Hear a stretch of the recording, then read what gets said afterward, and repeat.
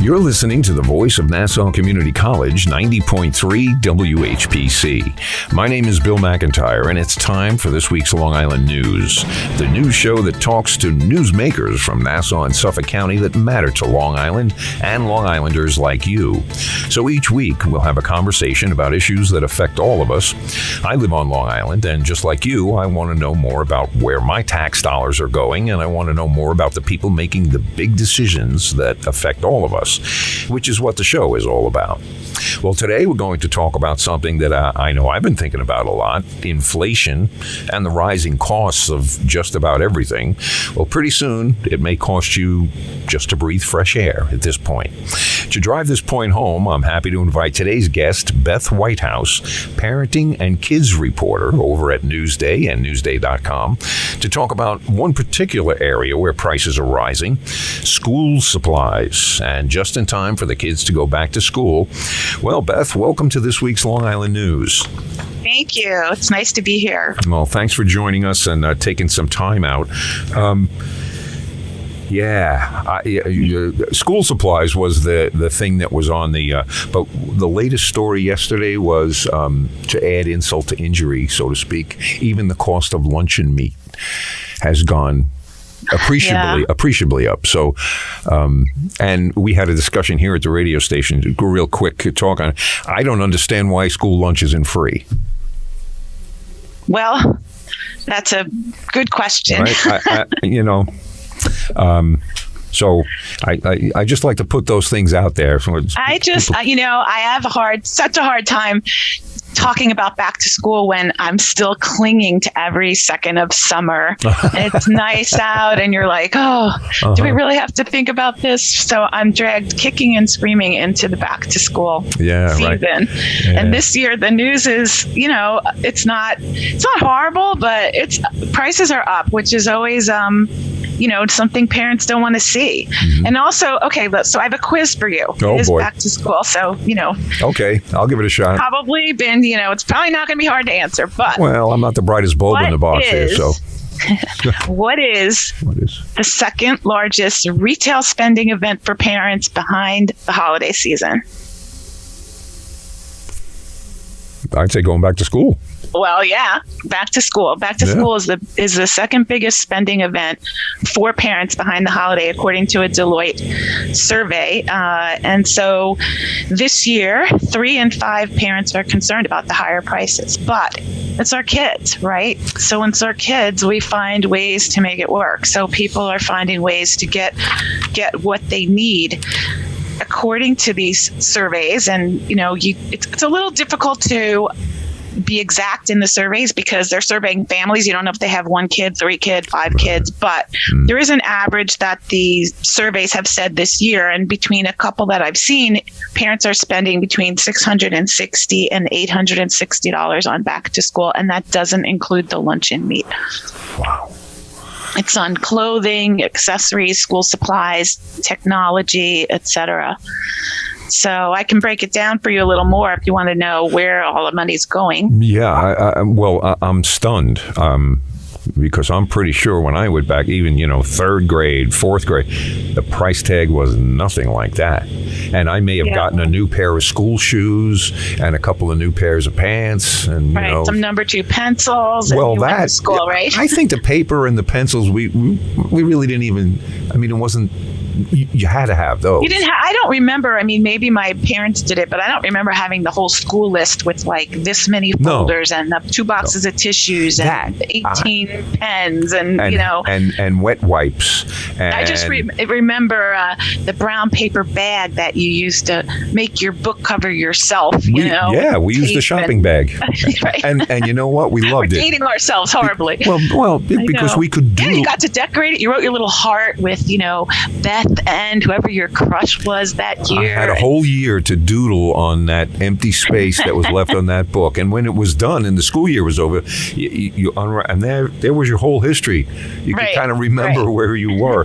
Yeah. But this year now all the kids have like matching covers and their lunch bag matches their backpack, and you have that's the other thing. How much does peer pressure feed into what the cost? I have to have a pair of Adidas sneakers because Johnny, who sits next to me, and, sometimes I think it's parent pressure. It could be. Yeah. I saw my friends' kids have this, so I want my kids to have it because otherwise I'm not a good parent, and all of that kind of stuff that messes with your brain when you're a parent. Yeah. So I think it might be a combination of both. But anyway. I think of families, like you said before, one kid and you're going to spend $800. Right. Well, and that's the average, right? So that's one kid you're spending $300, and 5 kids you're spending $1,200, and therefore the average is like $800. Yeah. So, taking out a loan just to be able to send your kids back to school. It's I know. That is wild. But hey, people spend more than that when it's prom, So all these costs that we have now for school, it's not just, okay, put your sneakers on and go to the bus stop. You're going to school with a backpack full of, basically a store shelf from Target. Right. So, it's really a lot different, I think, than it used to be. And it's different, too, in the sense that I don't remember having to get all of those items. Right. We didn't have wet wipes in the class. You didn't need to bring tissues. If somebody sneezed in the classroom, the teacher gave them a tissue and, Or you went to the bathroom and you had those really, paper towels that didn't really those paper they were hard, you tried to dry your hands on them. Right. So that's one of the things that struck me was, and we've all heard these stories when they talk about the teachers union and teacher pay and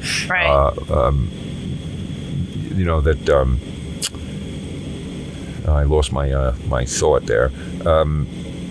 About the tissues and what we I didn't have to bring construction paper and all it.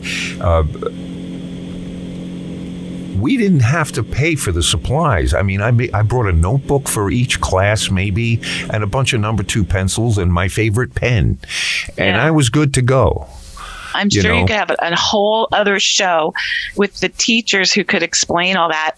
That's a minefield I don't want to step into, Yeah. But, that was the thing. That was my thought, was that the teachers were buying things for their classes. Apparently they spend a lot of money, too, decorating their classrooms and making sure the kids have, a great experience. Start to the year and come in happy. And I don't know what they're spending. I mean, if they're spending money decorating their class, I guess you can't quantify that and put that in somebody's budget someplace and say, my classroom needs $200 worth of decorations before the kids can come in, or so they feel compelled to do that themselves. That certainly doesn't seem fair, that they're going to spend part of their salary. Right. That doesn't make any sense to me. But anyway, in this week, there was a report, you reported, I think, national surveys to typical households, and that's $860. My goodness. Was that? So here's what's happening. Okay, go for it. This year. So, first of all, there's inflation. So everything that you're buying costs you more this year than it might have cost you last year. So right there, your prices are going up. The other thing that's happening is apparently during the pandemic, when we all were in our pajamas and going to school, remotely, straight from your bed to your Chromebook or whatever.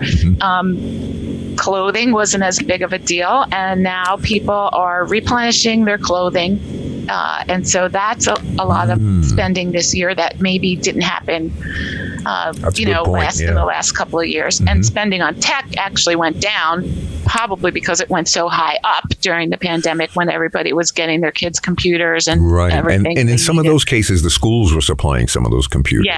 But I mean, other things like that they might have decided to get to make life easier for people working from home, et cetera.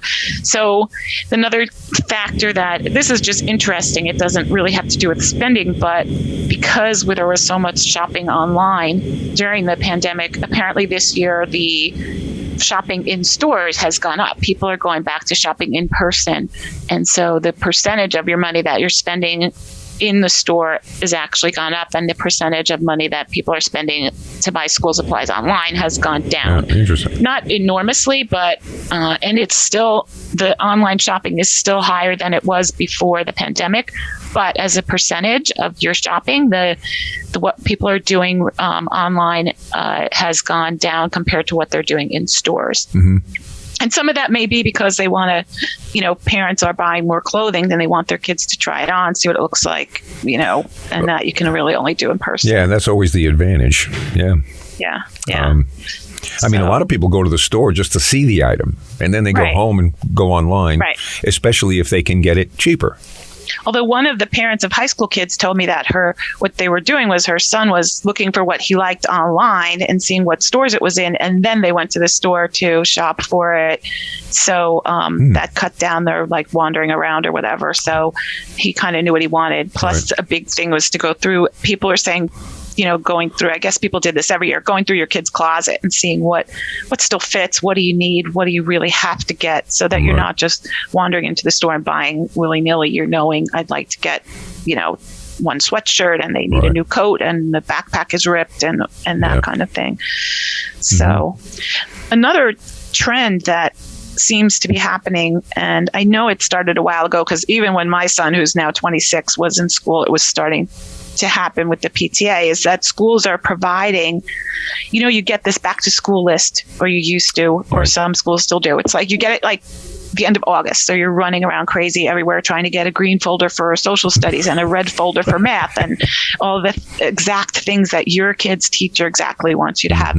And so some of the schools have started doing something where they get the list earlier and they send you your class list and they say, for X dollars, we'll deliver this all to your house. So one of the people I talked to said that was amazing. She loved that. Her son is going into first grade, and in July, delivered to her house for $70 was a backpack and all the supplies that he needed for his particular class. So she was like, I'm done. And I didn't have to go anywhere. I just paid the school. And I don't know if they're doing it as a fundraisers or just as a service, but I had heard of that starting. And apparently, according to one of the surveys I looked at, they said 46% of parents have purchased a pre-configured back-to-school kit.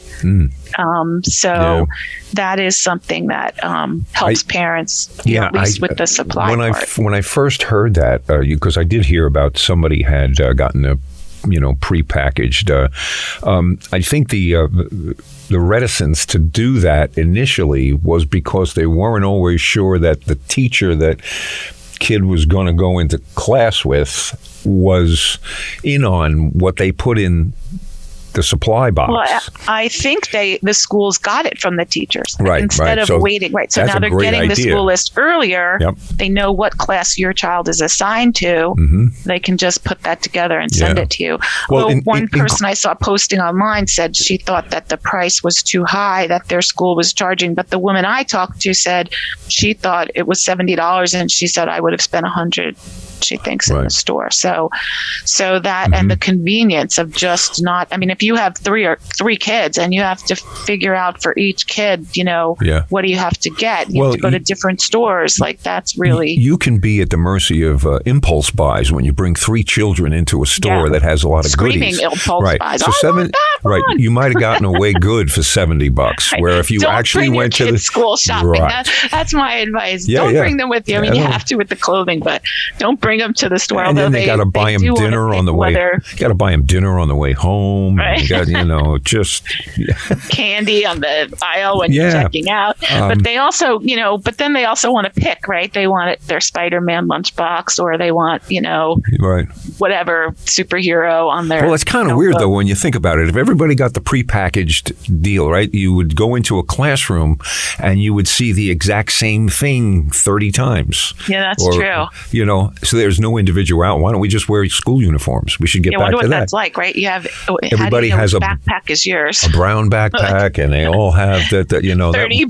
30 brown backpacks. It would be kind of surreal. Yeah, I think. I wonder if would they be exact, or maybe it doesn't matter who she brought home if they all have the same supplies in them. But, yeah, very interesting. Well, so. Yeah.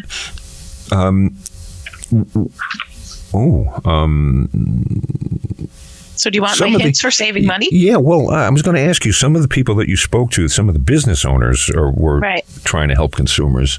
What were their ideas? Well, the business owner, one of the business owners I talked to, said his prices haven't really gone up. So he says he doesn't have higher prices, but prices of everything else, gas and food and everything else going up, makes it so that people are more careful everywhere. So he was saying, like, whereas people before might have brought up 4 items and just bought them all, now they're asking, what does this cost and what's my subtotal? And they might put one back. Mm-hmm. So even if you don't feel like, gee, the crayons cost the same as they did last year, you're thinking, but my gas is higher and my luncheon meat is higher and my, milk is higher. So I'm going to just try to maybe get a better price or spend less or on these notebooks or this. I've heard some parents who were kind of saying that their kids were so good with their possessions last year that they can use the same backpack again. Right. It's still in pristine. I think kids should get an attaboy for that kind of stuff. I think sometimes the kids are like, but it's a new year. And right. Well, and that's a mindset. That was last year. I get to redo everything. You don't have to. Or if you had Hello Kitty last year, although that's popular with everyone, or something that you feel like is too babyish. Now you're older, dated. You want something different. Mm-hmm. So, but the idea of you have 128 crayons in one of those big boxes. Do those kids going to tell me that you used up all of the crayon matter in that? I don't even know how many boxes probably I have in my house of semi-used crayons over the years. But anyway, everybody wants everything new. You there is that newness and new start and that feeling that you want, but it depends on balancing. How much does that cost versus there are things to think about. Psychological, starting fresh idea. But let me give you the parents lowdown on what some parents told me they're doing to save money. So one person said, number one, try the outlets. Apparently that it was a hit for them in terms of spending less on clothing. So there's Tanger in Deer Park and in Riverhead, and so that can be helpful. People are using store promo codes. You can go online and get a store promo code. Different stores like Kohl's and other stores offer discounts. Bed Bath & Beyond, you can get codes and coupons. End of season sales. This, of course, you'd have to plan now for next summer or at the end of the winter. But one mom told me at the end of last winter, she bought clothes in a size bigger that she thought her kids would fit into this winter during the end of season sale, and then stores it in her garage. Mm-hmm. And then she doesn't have to pay, it's still new clothes, but she doesn't have to pay the prices that are usually higher during in season. Mm-hmm. One mom told me she subscribes to text. Sometimes you say, okay, to the store, yes, you can text me, and then you get a 10% off coupon. Mm-hmm. She claims that she just unsubscribes and subscribes again and gets a new set of coupons, and it works, she says, even though she's doing it from the same cell phone. So I don't know. You can decide how morally that sounds a little shaky to me. Yeah, but okay, that's what some are doing. Yep. And then some parents said when they do get the list and it says you need 2 boxes of tissues or magic markers and crayons, that they wait until the kid actually needs it to buy it instead of buying everything bulk at the beginning of the year, because sometimes I remember that happening. They'd say you need 3 packages of Post-it notes, and you buy them at the beginning of the year, and at the end of the year you still have 2 left, and they never actually really use them. So some parents are deciding to buy some supplies now and waiting to buy some later. Mm-hmm. Also, people are using rewards cards, where you get cash back, like Target gives you 5% cash back on your purchases if you use their credit card. Right. So people are using that as well. So those are some ways people are saving money. And like you said, making do with last year's things and Well, I mean, I think if kids maybe have that in mind when they start, rather than June of next year, a parent reminding, hey, keep that backpack nice. When kids already used it for a year. Dad, I slid down the stairs on it 100 times, and we used to go sleigh riding on my backpack. They're so heavy with all your books. Like when you get older, the hole starts ripping in the bottom. But but I do have an uplifting thing from a parent. I talked to high school kids who said her message to the parents of younger kids is it gets better. That once they're older, they help with the shopping. Most of their stuff is on the computer. They just need to check their backpack and make sure it's not ripped. And, you're good to go. So you won't be buying crayons and glue sticks and tissue boxes for the rest of your kids' high school career. So that is something to hold on to. True. Well, we talked about the prepackaged things, but have schools done anything else to, kind of offset the higher prices? I'm not really sure, to be honest, because I didn't really survey schools. Although that would be a good story. Maybe that'll be my next one. Well, you know what? I remember when I was in high school, and we actually had a school store, and it started. Oh, yeah, we did too. Right, but it started when I was there, because I was in school a long time ago. But that was a boon too, because if you, like you said before, if you don't buy all of the supplies at once, and then you need something last minute, you could always duck into the school store and get that glue stick or get that. Although their prices may have been premium. Yeah, I don't know. What I remember about the school store is buying those Lynn's chocolate chip cookies or some, the school store was like where you got important your candy. Things. Yeah, right. The important thing. Yeah. So mom gives you the money and says, go buy a glue stick, and instead you buy a Snickers bar. But maybe that'll help too. Very interesting. You know what? Somebody mentioned it here. I'd love to talk about some of the other story that you recently reported on, and I saw this, and maybe you can explain it to me. What the heck is pickleball? Oh my gosh.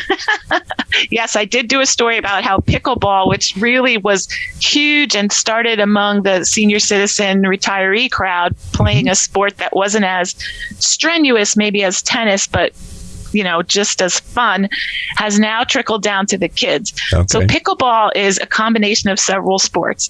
It has a paddle that's kind of like ping pong. It uses a ball that is like a plastic hollow ball with holes that's like a wiffle ball. Okay. And you're playing on a court that's like a tennis court, but it's shrunken down to the size of a badminton court. So it combines all these sports. And apparently, my husband and I bought pickleball rackets and pickleballs, but we haven't started yet playing. So I got to see what it's all about myself. But apparently now the kids are playing it at camp, in school, in gym. So whereas usually it's the kids that discover things like Facebook and Instagram, and then the older people who adopt it. In this situation, it was the older generation that started the craze, and now it's trickling down to the kids.